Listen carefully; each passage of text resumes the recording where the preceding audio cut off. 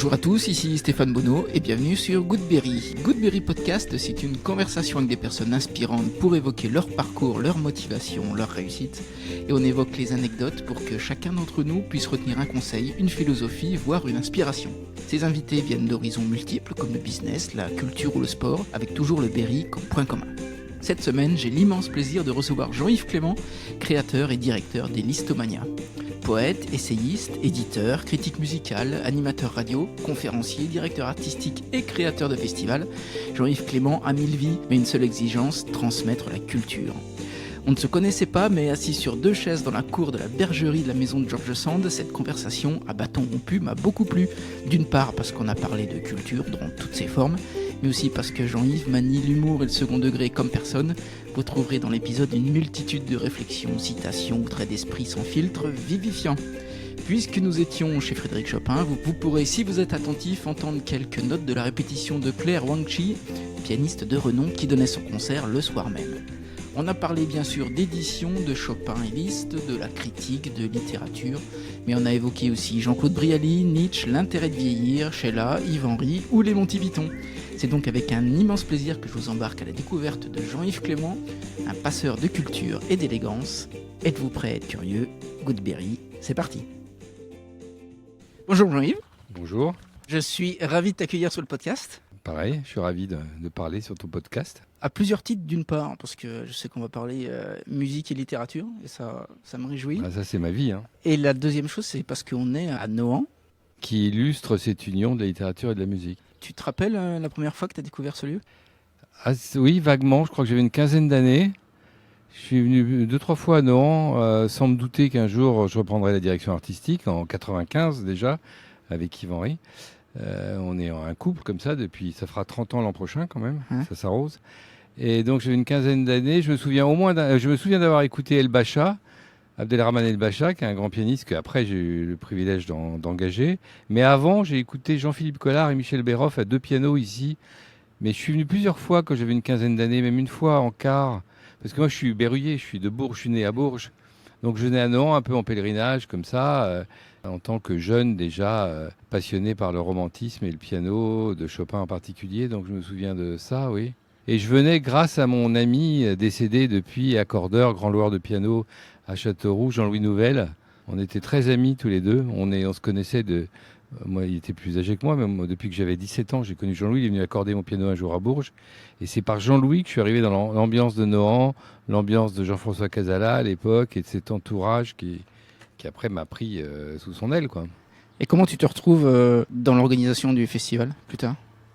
Parce que j'ai su donc en 94-95 que János Komiveš quittait la direction musicale, qui dirigeait le conservatoire, qui a fait 3 ans comme directeur artistique ici, et donc il y avait une place vide. Et on s'est présenté, c'est une histoire un peu rocambolesque, je ne vais pas la raconter là. Bah si. C'est moi qui ai vu sur la liste des candidats, qui ai su, c'était assez poreux comme jury, et comme il y avait des gens du conseil général, mais il y avait surtout Casala qui trônait dans sa maison et qui nous auditionnait. J'ai vu que sur la liste des candidats, il y avait quelqu'un de sérieux, je crois un Parisien, je ne sais plus qui dirigeait une grosse institution, mais il y avait aussi Yves Henry, que je connaissais juste comme ça, de nom de pays. Et je me suis dit, on ne va pas y arriver, sauf si on s'associe. Ah ouais. Coup de génie. Bon, mais sans me vanter. Je me rappellerai toute ma vie parce que la veille ou je ne sais plus quand de cette nomination, de ce recrutement, je me promenais dans les bois et j'ai eu cette intuition. Je me suis dit, il faut que je joigne ce Yves Henry parce qu'en s'associant, forcément, on gagne. Avec en plus l'image qu'on avait quand même déjà un petit peu tous les deux. Et Jean-Louis Nouvel, c'est marrant, je crois que je n'ai jamais raconté vraiment ça à qui que ce soit. Et donc j'ai eu cette intuition et donc on s'est présentés unis, ce qui était quand même étrange, mais eux ils ont adoré ça et donc on a pris la direction artistique. Donc on a été d'emblée 2 directeurs artistiques sur le même festival. Mais j'ai eu l'idée d'adjoindre à ça un autre festival plus consacré entièrement à Chopin en juillet. C'est devenu les Rencontres internationales Frédéric Chopin en 97. Et puis après, on a lié évidemment les deux en 2010. Donc il n'y a plus qu'un seul festival, mais il y a toujours 2 branches. Mais la deuxième branche de juillet n'existait pas. Donc voilà. Donc en fait, je suis un peu au cœur, à la croisée de tous ces chemins. Comme quoi je devais venir à Nohant. Nohant est un destin pour moi. Et quand tu rentres dans l'organisation, qu'est-ce qui t'étonne le plus?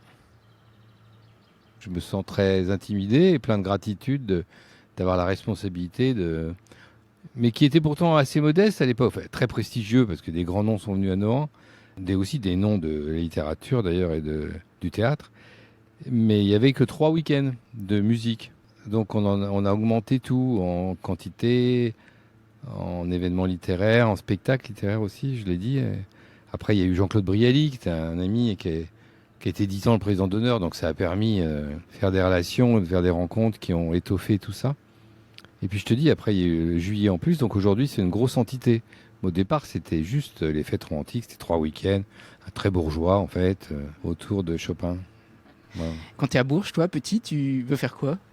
T'avais quoi en tête? Ah, mais j'étais déjà complètement fou de musique et de piano. Et je pensais qu'à ça, et même si mes parents voulaient que je pense à autre chose.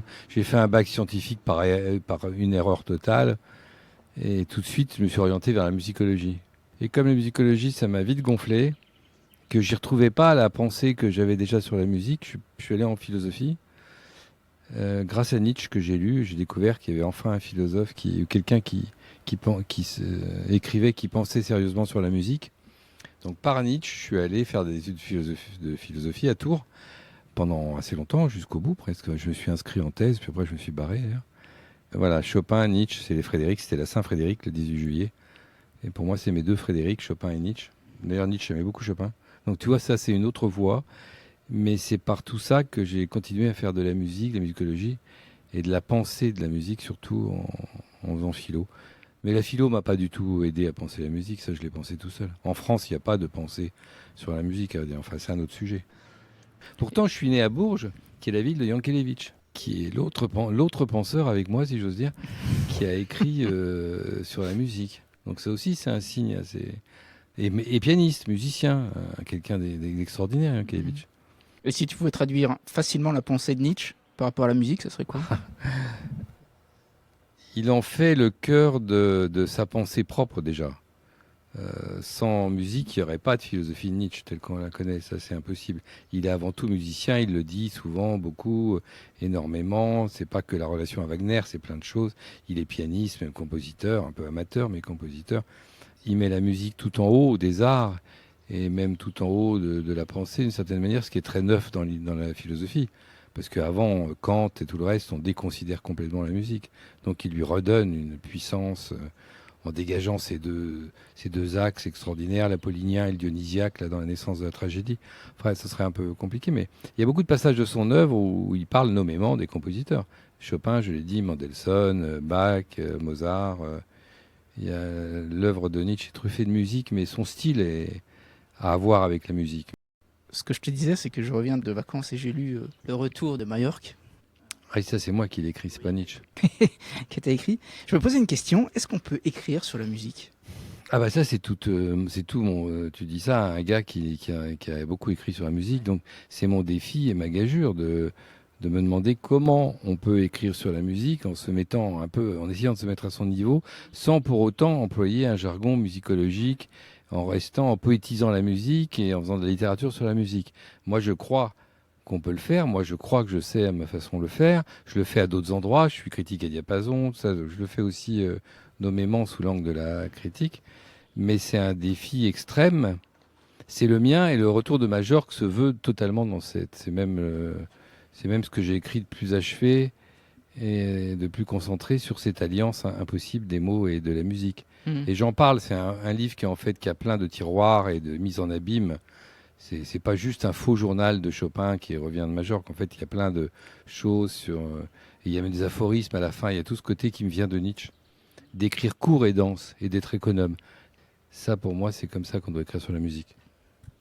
J'en profite pendant que je te vois, parce que j'avais une question. En lisant le livre, Ouais. pourquoi avant on parle de symphonie, de concerto, et qu'après on parle de prélude, de nocturne, de ballade, de sonate, des choses comme ça? En fait, le génie de Chopin, c'est d'inventer aussi ses propres formes. Et la ballade, le nocturne, le scherzo, c'est des formes qui prend de formes déjà préexistantes, mais très peu abouties, et dont il fait une forme à part entière. C'est son génie aussi, entre autres, d'inventer des formes, Chopin. Alors, ce qui est drôle, c'est que lui, qui est le moins littéraire, justement, des musiciens, il met pas de titres autres que ça, des titres finalement abstraits.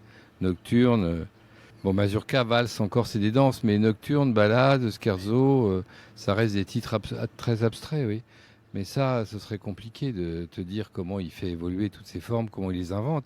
La ballade, qui est un genre poétique, moyenâgeux, il en fait une forme instrumentale qui n'existait pas avant, autosuffisante, si je puis dire, et donc concentrée dans un piano. Mais enfin, si on commence à parler de Chopin, ça va être long. Et prélude, c'est pareil. Prélude, il n'y a pas plus abstrait qu'un prélude.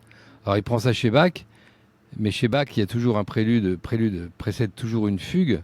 Prélude et fugue, chez Chopin, ça précède rien du tout. C'est juste des formes brèves, elliptiques. C'est le sujet de mon livre, hein, puisque dans le livre, je raconte comment Chopin s'exprime, soi-disant, sur chaque prélude, à chaque étape de son voyage de retour. C'est tout un bazar. Et à la fin, ces aphorismes? Ça, moi, j'en ai fait beaucoup. Je continue à en faire. C'est ma forme d'élection. Ça a ce côté rapide, elliptique, qu'ont les préludes de Chopin, par exemple, que Nietzsche a développé aussi à sa façon. Tu vois, on mélange toujours tout avec moi dans sa pensée d'une écriture saillante et vive et qui se suffit en elle-même en allant au plus vite, au plus dense, sans s'étendre. Finalement, l'apogée de l'écriture, pour moi, même dans un sens poétique, c'est l'aphorisme. Comme je l'entends moi, hein.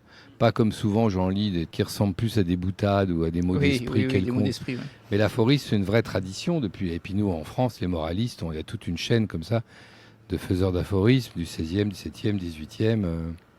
Une ciselure de la pensée telle que Chopin appartient un peu à ce monde dans l'esprit d'ailleurs. C'est un faux romantique. Et concrètement, tu te mets une table de travail pour travailler les aphorismes ou tu as un petit carnet et non, j'ai pas le temps de m'asseoir. Non, mais je m'assois quand j'écris quand je suis obligé de réunir tout pour écrire des vrais livres comme j'ai fait chez Actes Sud sur Liszt, Glenn Gould, Scriabine, qui sont des essais biographiques. Mais les aphorismes, ça vient un peu comme dit Nietzsche, en marchant. Donc t'as un petit carnet. Ça vient ou ça vient pas. Je les note, ça dépend de l'époque. Il y a 30 ans, je les écrivais. Maintenant, je les note sur l'iPhone. Voilà. C'est moins romanesque. Et après, on les travaille énormément. Puis après, c'est un travail de fou. Parce que c'est un truc assez paradoxal, l'aphorisme. C'est très proche du vide ou du silence, quoi. C'est là, mais ça pourrait ne pas être là. Puis ce qui semble pertinent un jour, le lendemain va sembler un peu creux. Et puis il y a plein de types d'aphorismes. Donc il faut pouvoir cultiver plusieurs genres, même dans ce genre. Ce que je reproche, entre guillemets, aux gens qui en font souvent, c'est que ils ont toujours le même style. Donc c'est monocorde et ça me plaît pas, en fait, ça. Enfin bon, s'il faut parler de tout, maintenant on n'a pas fini. Hein. Est-ce que tu peux me parler des débuts des Listomania? Ah ça oui, j'étais déjà à Nohant depuis donc 7 ans, 95-2002. Et en 2002, quand j'ai fait de la radio beaucoup à France Bleu, j'ai eu une grande émission de 2 heures, c'était le bon temps tous les dimanches, hein, c'est ce que je racontais ce matin, là. D'ailleurs à France Bleu pendant de 96 à 2008. Et pourquoi ça s'est terminé? Parce que tout s'est arrêté sur le réseau France Bleu en général. Les émissions un peu culturelles ou musicales, elles ont dégagé. Là, j'avais 2 heures, même je raccrochais avec Inter, j'avais même 2h10 d'émissions sans pub, sans rien du tout, que je produisais moi-même comme ça, comme une grande improvisation. Beaucoup en direct quand il y avait Nohant, on venait là, je me mettais dans les écuries.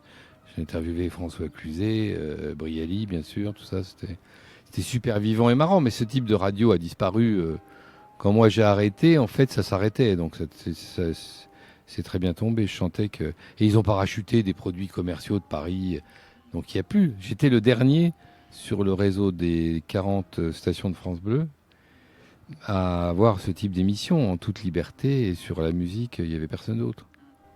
Et c'était quoi au début la question? La question c'était comment s'est déroulé le début des Listomania. À la faveur d'une de ces émissions que j'animais donc, moi j'adore la radio, je trouve que c'est l'expression musicale, j'adore le micro, j'adore raconter n'importe quoi. Voilà.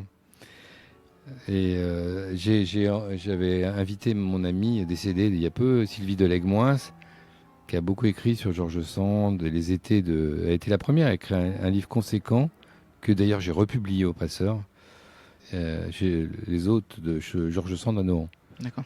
Dont la venue de Chopin. Et elle a écrit ça, et elle a écrit aussi un livre spécifique sur Chopin à Nohant. Elle a été la première à mettre le doigt sur ces périodes en les décrivant, tout ça. Enfin, donc on était amis. Puis elle arrive en émission, un jour elle me dit: tiens, est-ce que tu connais cette lettre? Et cette lettre, qu'on connaît, que je reproduis en autographe dans les programmes maintenant. C'est une lettre de 1844 de Liszt à elle, où Liszt lui dit, au fait, il faudrait qu'on reprenne notre projet de festival à Châteauroux. Ils avaient eu... Donc quand j'ai vu ça, j'ai dit, il faut que je le fasse. Et l'année suivante, je le faisais. Liszt, il aurait voulu, on ne sait pas sous quelle forme, sans doute une suite de concerts à sa gloire, mais je sais pas ce que... Mais ils avaient même étudié la chose d'assez près avec Rollina. Il y a une correspondance, je reproduis ça dans les programmes, où Rollina d'ailleurs insulte copieusement le peuple de Châteauroux en disant qu'ils sont ladres, radins, tout ça, qu'il ne faut pas mettre des billets trop chers. Donc ils avaient étudié le truc. Donc c'était incroyable. T'as suivi le conseil? Oui, j'ai toujours pratiqué des tarifs bas pour faire sortir les Castelroussins de leur tanière. C'est pas pour autant qu'ils sortent vraiment d'ailleurs, mais D'accord. C'est un festival d'esprit différent pour ça, Listomania, que d'ici. Ça se veut plus populaire, plus accessible. Même si on est dans le grand romantisme, même s'il y a beaucoup de passerelles entre les deux, que Liszt et Chopin, non seulement il y a énormément de rapports, mais j'ai écrit un livre, c'était mon dernier livre sérieux là, en 21 sur Liszt et Chopin ensemble. On n'avait jamais écrit un livre qui compare et qui dit les choses qui existent et qu'il faut voir entre Liszt et Chopin. Curieusement, ça n'existait pas. Et j'ai fait ça. Donc moi, je suis au milieu de tout ça, mais ce que je veux dire, c'est, je sais plus quelle était la question. Les débuts, ouais. Il fallait que je le fasse, quoi, c'est tout. Je me suis pas posé de questions. Pourtant, dans mon propre camp ici, tout le monde avait beaucoup de doutes en disant ouais, ça va être un peu la même chose, tu vas piquer les partenaires, tout ça. Heureusement, Alain Duhaut, qui était président à l'époque, est toujours un ami que j'ai publié d'ailleurs, Alain Duhaut, Monsieur Musique, là, France 3, Radio Classique, tout ce qu'on veut, qui était président du festival, a trouvé l'idée très bonne, il avait bien raison. La preuve, ça va être la 22e édition des Listomania, là, entièrement consacrée aux femmes, en octobre 23, et c'est un festival qui a fait ses preuves, c'est le moins qu'on puisse dire, qui complète le paysage. Et quand tu dis que ça sera consacré aux femmes, c'est important pour un directeur artistique de raconter une histoire? Ah mais c'est pas que c'est important, c'est que je ne conçois pas de festival sans une vraie direction artistique, précisément, c'est-à-dire une vraie thématique, un vrai imaginaire, où on raconte une histoire si tu veux, mais en tout cas qu'on fasse un festival qui a un sens du début à la fin et qui est nourri de choses en rapport avec ce sens-là. Mais c'est pareil à Nohant. Quand j'ai les voyages de Frédéric Chopin, cette année, c'est mon thème. Voilà, il faut un thème, un fil rouge. À Nohant, c'est plus dilué, mais au Listomania, c'est très tenu. Ah bah, le plus marrant dans un festival, c'est de l'imaginer. Hein, donc si un festival, c'est juste aligner des concerts, on ne sait pas pourquoi, ou parce que c'est bien d'avoir telle ou telle vedette, machin, pour moi, c'est n'importe quoi, ça. Tu le dis bien, puis finalement, c'est un peu comme écrire un livre. Il faut qu'on raconte une histoire quand on crée un festival. Il faut que ça ait du sens, quoi.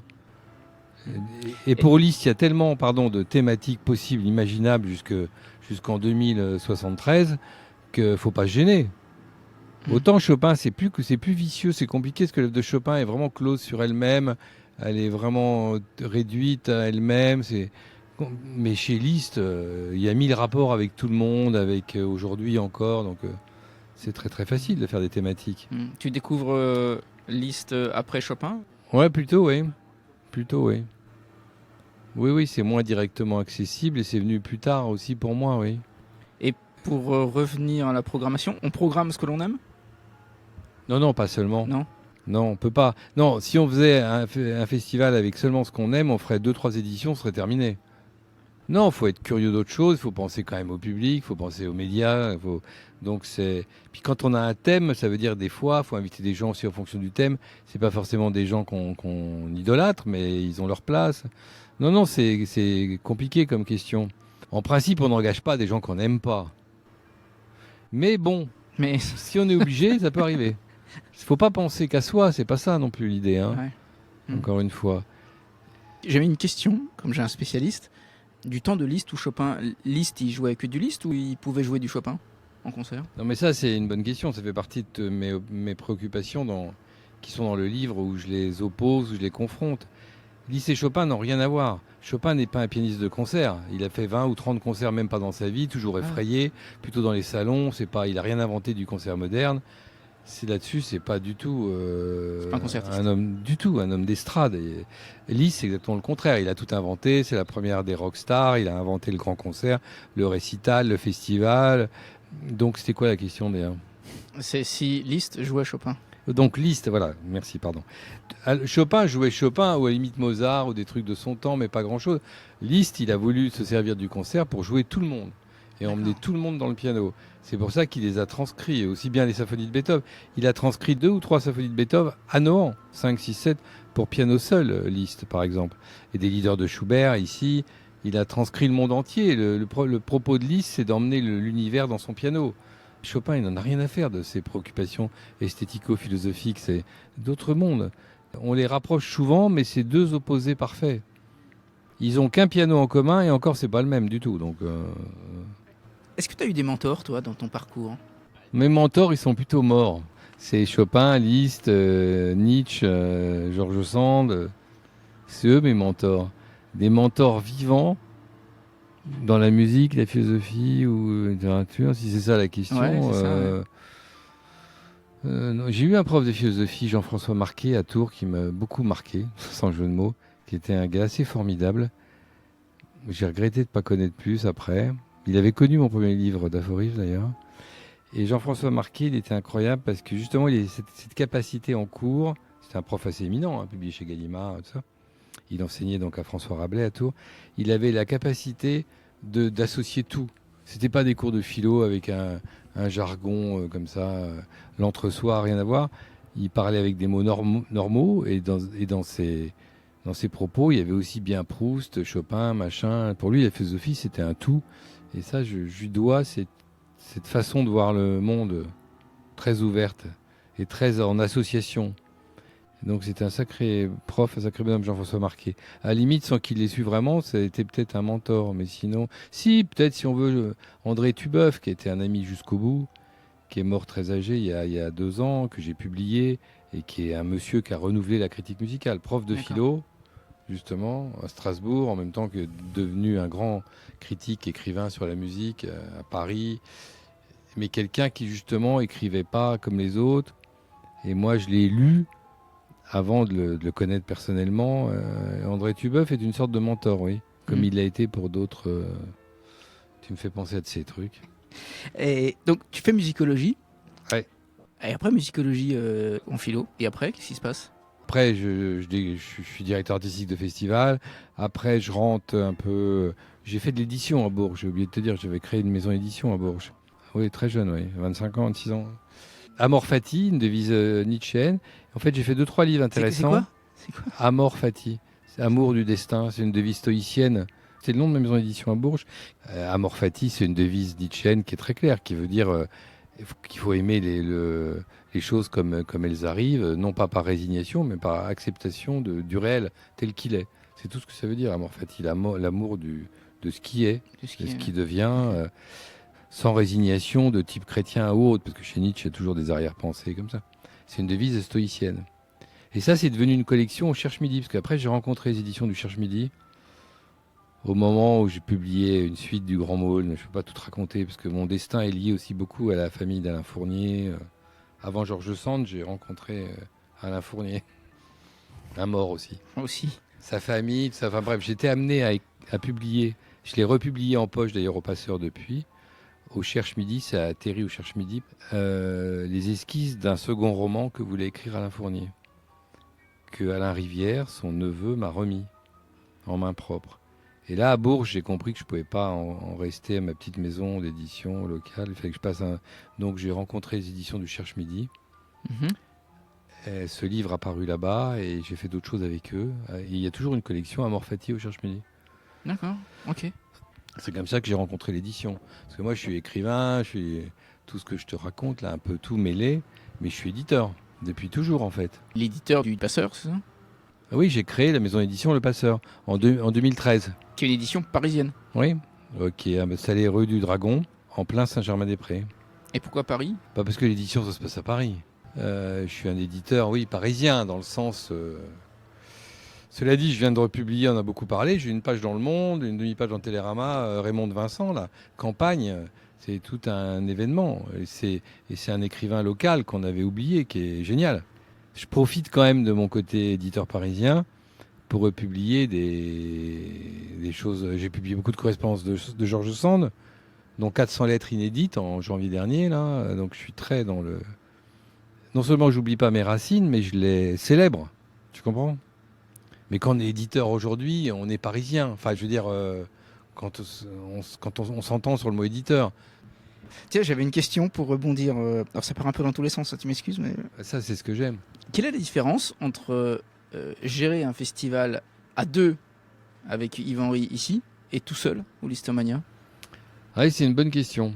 Bah, ça n'a rien à voir parce que d'abord, l'Histomania, il faut bien comprendre, c'est mon bébé, quoi. Moi, j'ai tout inventé. Oui, évidemment, j'ai inventé l'existence du festival, son principe, son nom. Donc, c'est à moi, j'ai tout créé. Voilà. Tu te sens plus libre? Et je me sens plus libre, forcément. Parce que chez Georges Sand, et je m'en plains pas, on partage la galette avec Yves. Et ça nous donne aussi une force. Puis comme c'est une grosse machine, c'est pas plus mal. Il s'est trouvé que j'ai fait que ça arrive comme ça, que ce soit un couple qui dirige ce festival, comme il y a un couple célèbre dans cette maison. Donc, et je trouve ça très bien parce que ce serait encore une fois un peu lourd. Mais ça n'a rien à voir avec le type de satisfaction que j'ai au Listomania où je suis seul et maître à bord. Mais ça dit bien aussi la philosophie très différente des personnages et des festivals qu'on honore, parce que Lys se suffit à lui-même. Lys, il a besoin de personne. Lys, le concert, c'est moi, comme il dit, à une époque de sa vie. Il y a tout un côté comme ça, mise en scène de lui-même, même si après il va aller vers une sorte de renoncement de plus en plus accentué. Mais Chopin, tout seul, il est rien. C'est une petite chose qui n'est pas faite pour la vie. Liszt, il avale tout. Chopin, il supporte rien. Tout le monde en témoigne. Donc c'est une fleur en serre qu'il faut protéger, conserver. Et c'est là où Georges Sand a été génial, de s'en occuper aussi bien et de permettre qu'il crée tous ces chefs-d'œuvre ici. Sans Georges Sand, il n'y a pas de Frédéric Chopin? Sans Georges Sand, il n'y a pas mais on ne sait pas ce qu'il y aurait eu. Il n'y aurait pas eu le même Frédéric Chopin, sans doute, oui. C'est bien possible, oui. Oui, bah, il y avait Chopin quand même. Chopin, son génie n'a rien à voir avec Georges Sand. Mais il lui fallait des conditions parfaites pour qu'il éclose. Et c'est ce qui est arrivé, même si avant il y a une œuvre, hein, mais l'œuvre de Nohant, qui est quand même particulièrement foisonnante, et on ne l'aurait pas. Donc tu vois, si Chopin a eu besoin de Georges Sand, et ben, peut-être qu'Yves-Henri a eu besoin de Jean-Yves Clément, et vice-versa. C'est une histoire de couple. Mais je trouve qu'il y a beaucoup de choses qu'on fait en couple. Il faut toujours l'autre qui nous inspire. Moi, j'ai eu plein d'idées parce qu'on me les a suggérées. Je crois beaucoup à l'autre, pas forcément le psy, mais l'autre quand même. C'est à deux, souvent. C'est une histoire de...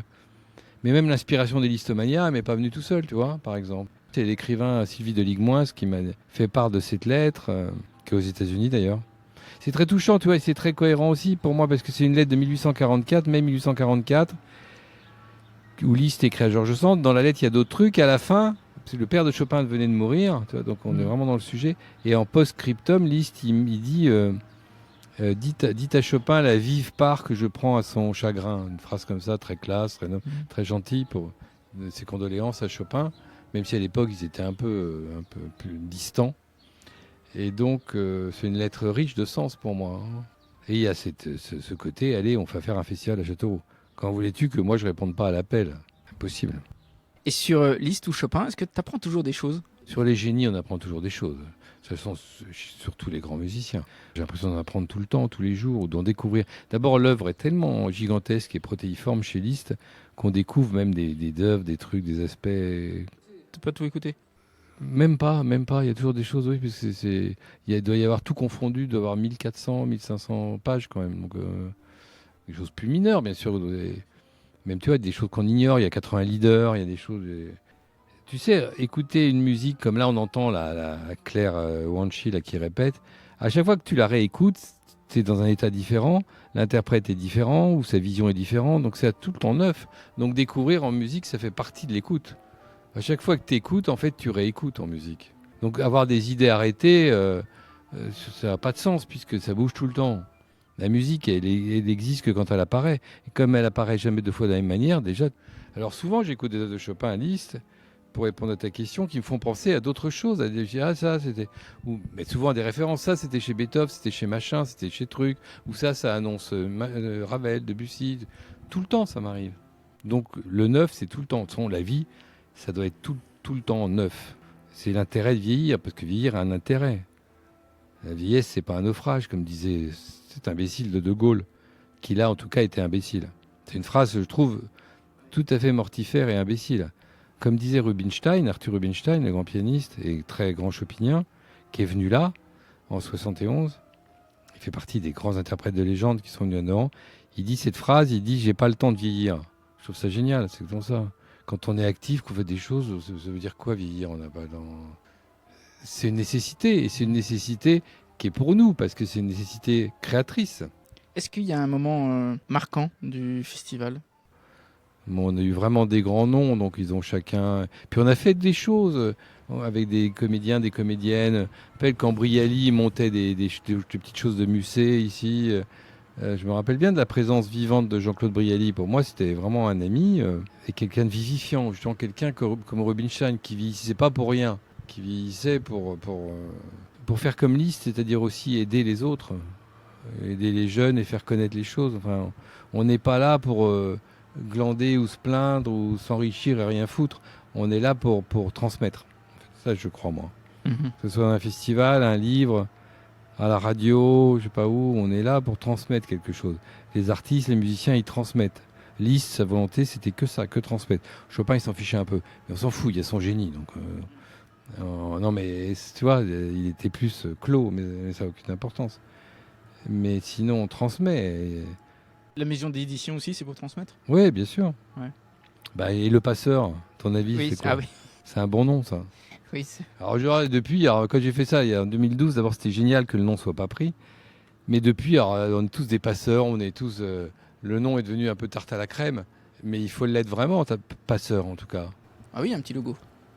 D'édition, ouais, des passeurs, oui, bien sûr, qui est justement... C'est quelqu'un en barque, non? Oui, c'est ça. C'est ça. On symbolise la barque, le passage et le mouvement. Le mouvement. Jean-Yves, j'ai quelques petites dernières questions. Vas-y. Je voulais savoir ce que tu écoutais en ce moment comme musique dans ta voiture. Dans ma voiture, je mets France Musique ou Radio Classique. C'est deux chaînes où je parle, où j'ai parlé, où je suis actif ou pas, où j'ai plein d'amis. Et donc, mais elles m'énervent l'une et l'autre à l'occasion. Mais quand il y a de la bonne musique, j'écoute, voilà, France Musique, Radio Classique. Mais aussi bien, je vais écouter France Inter quand il y a des bonnes émissions et qui sont pas trop dans l'idéologie bête et politique. Ça va ensemble. Mais la musique, j'écoute chez moi. Tu sais, je suis obligé d'écouter des disques aussi, que je suis critique à diapason. Donc ça m'oblige, entre guillemets, à critiquer les disques qu'on m'envoie, qu'on m'impose. Donc déjà, ça, tu passes du temps. Et c'est vachement intéressant, d'ailleurs. Parce que ça t'oblige à écouter vraiment à fond. D'avoir une distance? Pour avoir la distance, il faut déjà écouter moult fois le disque en question. Donc j'écoute tout et n'importe quoi, moi. Mais des fois, j'ai pas envie de musique. J'en ai tellement écouté. Est-ce qu'il y a un livre qui t'a marqué dans ta jeunesse? C'est une bonne question. Parce que comment je suis venu à Nietzsche, finalement? Je suis pas venu à Nietzsche pour des livres un petit peu compliqués, même si pour moi, ils le sont pas. Mais par tous ces essais bourrés d'aphorismes et néanmoins un peu riches. Je suis venu à Nietzsche par, remarque, c'est peut-être le plus compliqué, Ainsi parlait Zarathustra, qui est pour moi un immense poème lyrique, délirant, avec plein de choses ésotériques, mais aussi plein de choses très, très claires. Et j'ai trouvé ça tellement dingue et musical et comme j'ai vu après, où j'ai su qu'il avait écrit sur la musique, tout ça, que c'est un livre qui m'a beaucoup marqué, à 20 ans, je pense, avant même. Ainsi parlait Zarathustra, ça a été un choc, ouais. Il y en a eu d'autres. À l'époque, j'ai tout lu. Il faut tout faire jeune, parce qu'après, on le fera plus forcément. Non, mais c'est vrai, il faut écouter et lire plein de choses jeunes, et c'est vrai que si tu le fais pas...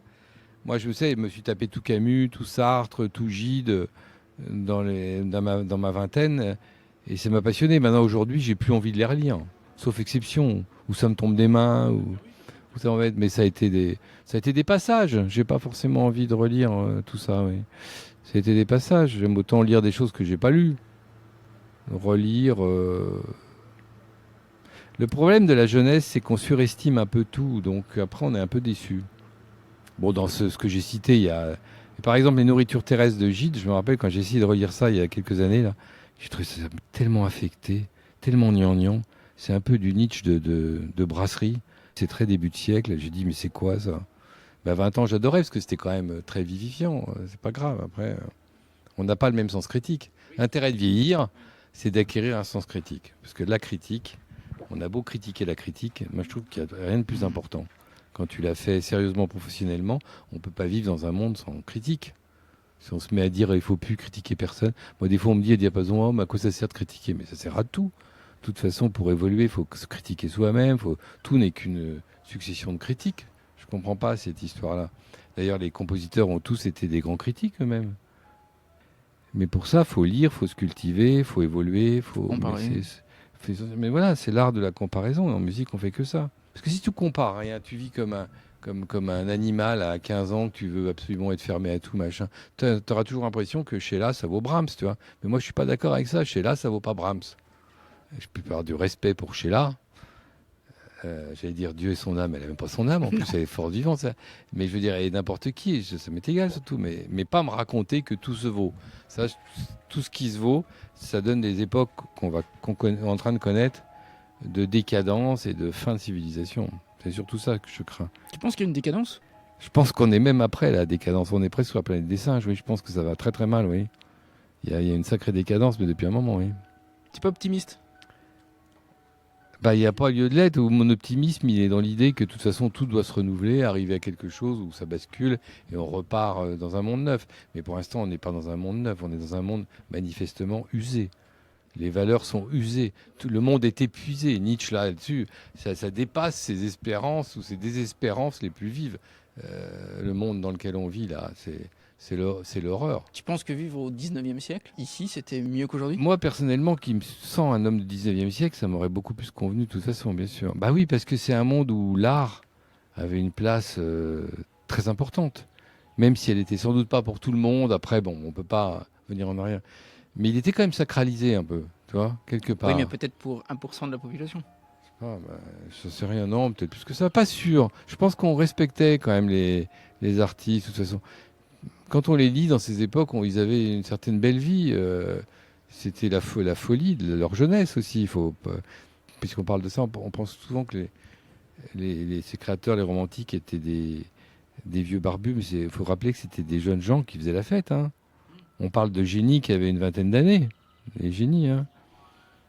Mais aujourd'hui, où sont les trublions à la fois génies, créatifs? C'est quoi? Tu les vois, toi, à la télé? Tu vois des gens qui percent l'écran, qui sont... On voit quoi? Des produits de pacotille. Non, mais ce monde va pas. La culture va pas. Ça va pas. Tu penses que c'est la culture qui va pas? Mais non, mais c'est un tout. C'est un tout. C'est une question d'effondrement de valeurs. Justement, on est venu à ces discussions en parlant de critique. Et tu vois, le fait que... Regarde le niveau de la critique aujourd'hui. C'est la bien-pensance, c'est l'idéologie, c'est horrible. Quelqu'un qui aurait beaucoup de personnalité et qui dirait ce qu'il pense, aujourd'hui, est-ce que c'est pensable? Moi qui aime beaucoup l'humour et déconner, je sais pas si ça doit s'entendre un peu, je vénère les Monty Python, j'ai vénéré la première génération des nuls, là, j'ai trouvé que qui viennent sûrement des Monty Python d'ailleurs. Aujourd'hui, quel comique oserait être comme ça à ce point, en n'étant pas vulgaire, oserait bousculer le monde et dire ce qu'il pense? On a quoi aujourd'hui? Il faut voir le niveau de l'humour pour se rendre compte de la fin d'une... Tu vois? Les années 70 des Monty Python, c'était absolument inouï. Mais c'est fini, ça. D'accord. Est-ce que tu as eu un échec dans ta vie pro ou perso? Alors, c'est pas trop l'échec qui m'intéresse, mais c'est comment tu t'en es sorti? Oui, sans doute, mais après, j'oublie. Forcément, oui. Bon, j'ai tellement des fois d'idées de projets qu'il y en a qui vont pas, qui capotent ou qui s'arrêtent. J'ai fait des choses, j'ai dirigé des festivals, j'ai créé des trucs qui ont tenu 2-3 ans parce que les gens n'en voulaient plus. Près de Soissons, j'ai créé un beau festival autour des correspondances des arts, un truc qui n'existe pas en France. Et puis le maire, puis les gens de la communication, tout ça. C'était quoi le concept? Je suis parti. C'était la correspondance des arts, donc il y avait des concerts avec de la poésie, avec de la sculpture, de la peinture, des trucs pour les enfants. Tout se croisait vraiment. Mais avec des vrais artistes, des vrais poètes, des vrais musiciens. Mais tout ça était très vivant et surtout il y avait des vraies passerelles. Mais au bout de quelques années, je me suis un peu frité avec eux et donc ça s'est arrêté. Je trouve ça triste, mais je le ferai ailleurs, ça m'est égal. Non, mais moi je suis jamais hier. Je suis tellement toujours demain que l'échec, la déception, elle est vite surmontée. Mais c'est pas un problème que le politique puisse empêcher un projet artistique? Ah, c'est un problème permanent. Hein. La médiocrité du politique, son non-respect de la culture, c'est un problème permanent, de toute façon. Mais en France, aujourd'hui, c'est de pire en pire, je trouve. On s'en tape vraiment de la culture. Ça existe, mais il faut bien continuer à... Il y a quelque chose, une institution, soi-disant, un ministère, mais... Je suis pas sûr que ce soit quand même le pays le moins bien loti en termes de culture, non? Ouais, j'en sais rien, parce qu'après, évidemment, si tu compares avec ce que je sais, c'est que puisqu'on parle de la musique, moi qui suis là-dedans, c'est que la France n'est pas un pays musical du tout, en fait. Mais littéraire. Oui. Mais moi, ça m'attriste qu'il soit pas musical. Alors évidemment, on va me dire, il y a des concerts, il y a des salles, bien sûr. Enfin, si tu compares à l'Allemagne, l'Angleterre, c'est pas du tout un pays musical. Non, mais nous, on est un pays intellectuel. Intellectuel, mais ça peut vouloir dire creux aussi. C'est pas forcément nourri. C'est pas forcément plein de substance, un intellectuel. L'art, c'est du ressenti. Et la musique, c'est le ressenti par excellence. Alors qu'on soit un pays pas musical, c'est un peu. Non, mais c'est l'éducation qui est catastrophique. Dans tous les autres pays, les enfants chantent tout de suite. Il y a des trucs comme ça qui. Il n'y a rien de participatif. En fait, je trouve que le français est assez individuel. Et c'est peut-être une question de. Je sais pas, de peuple dans son ensemble. On est un drôle de peuple. On parle toujours de solidarité, de machin. Mais je crois qu'on n'est pas tellement solidaire. Mais je sais pas, il y a quelque chose qui fait pas lien dans ce peuple, il me semble. Je sens pas l'unité. Il y a un truc cocorico, machin, mais franchement, bon. Mais tu penses qu'il existait ce lien? Je pense que c'est dissous, en tout cas. Il a sans doute existé, ouais. Un peu plus, en tout cas, oui.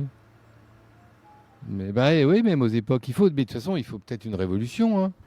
Bah, j'en sais rien, mais oui, je sais pas sous quelle forme, et puis la moins sanguinaire possible, hein, je l'appelle pas. Mais franchement, tu te dis des fois, quand tout est usé, il faut renouveler l'air, l'eau, toujours, c'est des histoires de renouvellement. Renouvellement dans nos vies, déjà, pareil. Comme dit Nietzsche, si l'homme ne change pas de peau, comme le serpent, il s'étouffe. Souvent, on n'évolue pas parce qu'on n'ose pas changer. Et quand on change, on dit, oh là là, que ça nous arrive, ça nous tombe sur la tête, on dit, oh là là, c'est dégueulasse, mais parce qu'on n'a pas anticipé ça. Et ben, les peuples, les civilisations, ça doit être pareil. Il faut changer, il faut se renouveler. Et si ça bouge pas, en ce moment, ça bouge vraiment pas du tout, tout politique confondu. Hein.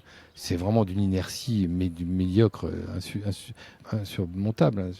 Il faut, dans ce cas-là, une révolution. Oui. Si demain on te propose le ministère de la Culture, tu dis oui? Ça, on me l'a dit 100 fois. On m'a toujours dit que j'avais ce profil, machin. Oui, je dirais oui, hélas, oui. Oui, forcément, parce que tous les défis m'amusent. Bien sûr que je dirais oui. Pour mettre le pied dans la fourmilière. Mais je pense que ça ne durera pas longtemps. Voilà. Bon. Tu vois? Ok. Est-ce que tu as une citation de Chopin, Liszt ou Nietzsche que tu aimes beaucoup? J'en ai 1000. Ouais, j'imagine. Est-ce qu'il y en a une qui te. De Nietzsche, j'en cite tous les 4 matins. Il en dit des très belles, mais des fois je les oublie, des fois elles reviennent. Mais sur la musique, Nietzsche, il en a dit 50 plus belles les unes que les autres. Donc on dit toujours, tu sais, j'ai réécrit, d'ailleurs j'ai republié la correspondance de Nietzsche et de Peter Gass, son ami musicien, qui est une correspondance essentielle. Et j'y pense que c'est là-dedans qu'il y a toujours la fameuse phrase, c'est pas on peut pas vivre sans la musique, mais tu sais, la musique est un exil ou une besognière. Non. Il dit la vie sans musique est une erreur. Mais en fait, on dit souvent ça. Mais oui. C'est pas la citation exacte. La citation exacte, c'est la vie sans musique est une erreur, une besogne éreintante, un exil. Et c'est tellement plus beau et plus signifiant quand c'est long comme ça. Donc voilà, simplement reprenons celle-là. La vie sans musique est une erreur, mais une besogne éreintante, un exil. C'est tellement plus magnifique. Et à chaque fois que je râle, parce qu'on n'entend que la moitié. Alors que c'est ça. Donc je te dédie la citation entière de Nietzsche. Merci. Pour finir, on n'a pas parlé de film. Est-ce qu'il y a un film qui t'a marqué? Ah mais moi, il y a beaucoup de films que j'aime et qui m'ont marqué quand même, bien sûr. J'en sais rien. Je sais pas pourquoi je pense à Orange Mécanique, c'est pas très respectable, mais Orange Mécanique m'a beaucoup marqué. Kubrick en général. Mais il y a de la musique classique. Ouais. Tous les films. Ouais, mais c'est pas pour ça. Mais l'ensemble, oui, mais si, la façon dont elle est triturée, c'est assez génial. T'as un titre? Ah bah de tous les Kubrick m'ont fasciné et marqué. Mais non, mais par exemple même Gilliam, l'univers de Terry Gilliam que j'ai adoré au début.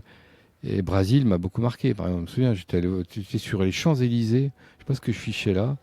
Et je l'ai découvert ce film, je sais plus, en 79, il est vieux. C'est vieux Brésil, 80, toi. J'étais tout jeune. Je crois que c'est cette époque-là. Et Brésil, ça a été un film très marquant pour moi. Mais plein d'autres. Mort à Venise, tout Visconti, la plupart de Fellini, tout ça, j'adore. Après, Tu vois, tu aurais vécu au 19e, tu n'aurais pas connu le cinéma. Ouais. Mais est-ce qu'on a besoin du cinéma? Ah oui. Non, mais est-ce que pour moi, c'est un art majeur? Quand tu as la littérature, bah, tant pis, je provoque, hein, mais je m'en fiche. Provoquer, c'est un plaisir. Mais moi, quand j'ai la littérature, j'ai la musique, En fait, la poésie, la philosophie, en fait, ça me suffit un peu quelque part. Le cinéma, je suis content pour les belles choses qu'il y a, des grands films que j'adore. Mikhalkov, j'adore ça, Les Yeux Noirs et plein de films. Grand réalisateur russe dont on parle plus là, parce qu'il fait plus tellement de films. Un vrai génie, puis plein d'autres, puis tous les vieux Mickiewicz, tout. Moi, je suis quand même d'une génération où on voyait encore les vieux films à la télévision. Tu vois. Donc, non, mais respect pour le cinéma et pour des grandes choses. Après, il y a tellement de merde au cinéma, c'est insupportable. Hein. Mais est-ce que je pourrais vivre sans cinéma? Oui. Et sans écran, oui. Sans peinture? Non. Non. Enfin, si, je pourrais, moi. Mais ça me paraît plus important, je veux dire. On a tellement cru pendant des siècles que la musique était l'art mineur. Moi, je dis que c'est plutôt le cinéma, pour moi, l'art mineur. Avec tout le respect que j'ai pour les grands cinéastes, encore une fois. Bien sûr. Je vais me faire massacrer. Ceci étant dit, Faut être j'ai franc. toujours la même dernière question, Jean-Yves. Vas-y. Sur le podcast, on arrive à la fin. Quel est ton endroit préféré en Berry? Bah, si je te dis pas Nohant, j'ai l'air d'un... Bah, quand même Nohant, les alentours, certains... Oui, bah, forcément, parce que c'est très affectif.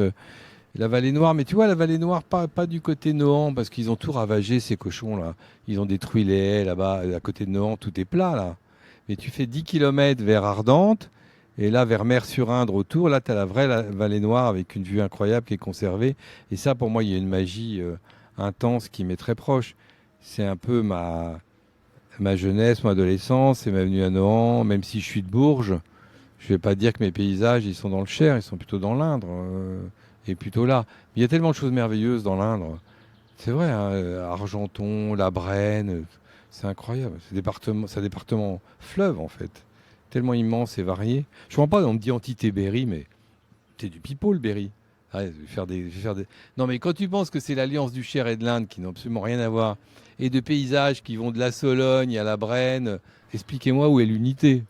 Moi, je veux bien un Berry uni, mais c'est quoi? C'est où? Moi, j'aime le Berry parce que j'en suis, mais ça veut rien dire. Non, les vins ont des affinités. C'est vrai que c'est des vins noirs qui ont des affinités. Même si je te cache pas que j'ai une petite préférence pour... Tu vois, on aurait pu parler de vin. Pour le Quincy, que je trouve très atypique et plus intéressant que le Reuilly pour moi. Et non, il y a Sancerre et tout ce qu'on veut. Moi, je suis né à Bourges, donc je mène tout. Mais le Quincy, je trouve, a toujours une atypicité assez... Je sais pas pourquoi on parle de vin, là. Bah, c'est bien. C'est intéressant, ça. J'ai fait 2 années un événement délirant avec pyrotechnie, c'est au château d'Ars, à côté. Ouais. Et il y avait même les culs d'ours qui avaient réimplanté des plants de vigne, parce qu'il y a eu de la vigne. C'est une confrérie, les culs d'ours. D'accord. J'ai eu Ils avaient peur. réimplanté de la vigne, parce qu'il y avait de la vigne à la chatte. Il y avait de la vigne partout avant, en fait. Non, mais le vin, c'est un truc important, mais bon. Il buvait un peu, Liszt et Chopin? Liszt, beaucoup. Non, Chopin, il pouvait pas se le permettre. Mais Liszt, ouais, il a bu pas mal toute sa vie. C'était un fêtard. Il a des capacités physiques invraisemblables. Et à la fin de sa vie, oui, il abusait du vin, du cognac, coupé à l'eau, tout ça. Oui, il buvait pas mal, oui. Il était un peu dépressif à la fin, donc... Mais il avait des capacités vitales à récupérer, à dépenser une énergie dingue qui sont absolument inconnues, pour moi, incomparables à ce jour, Liszt. Ah, c'est invraisemblable. Et Berlioz raconte qu'un soir de fête terrible, il était sûr le lendemain matin de ne pas le voir. Ils avaient des concerts en fin de matinée à cette époque, des fois. Et que l'autre l'attendait, Gaillard, au contraire, que tout allait bien, disant on y va. Ah, c'était des fêtards. Hein. Bon, je crois qu'il n'y a pas eu de fin à cette émission-là. On est reparti. On va en créer une. Merci en tout cas, Jean-Yves. Non, c'est moi qui te remercie. C'est très sympa. Le bâton rompu, il n'y a rien de mieux. C'est toujours un peu de la psychanalyse, dans le bon sens du terme. Hein, Bon, bah super. de parler dans un micro. On se révèle à soi-même en permanence. C'est vrai, le micro, c'est l'autre. Enfin, il y a toi aussi, mais même le micro. Moi, tu sais que je présente souvent des concerts le matin comme ça. Ouais. Si je le faisais sans micro, ça me ferait pas la même impression que de le parler à un micro. Parce que le micro, c'est un peu mon copain. Parce que c'est quand même pas facile de parler jamais sans notes, tout ça. Je parle aux gens. C'est quand même jamais facile de parler en public. Mais le micro me soutient. C'est lui mon copain, c'est à lui que je parle. Comme si c'était un individu. D'accord. Et les gens sont là, bien sûr. Mais et si je parlais sans micro, c'est plus difficile. C'est pas pareil. Le but, c'est d'improviser, comme je fais là, en y allant. T'oublies les 3/4 des trucs que tu voulais dire, mais au moins c'est vivant. Le but de la vie, c'est d'être vivant. Merci Jean-Yves et merci à ton micro. Oui, merci. Oh tiens, salut. Salut.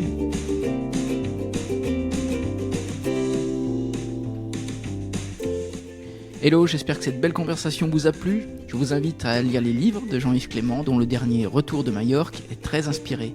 Et puis le festival Listomania de Châteauroux vous attend également pour découvrir des œuvres incroyables. Vous trouverez sur Facebook et LinkedIn quelques liens évoqués lors de cet épisode très riche. Et je vous donne rendez-vous pour le prochain épisode avec un invité là encore très inspirant. Prenez soin de vous et inspirons-nous.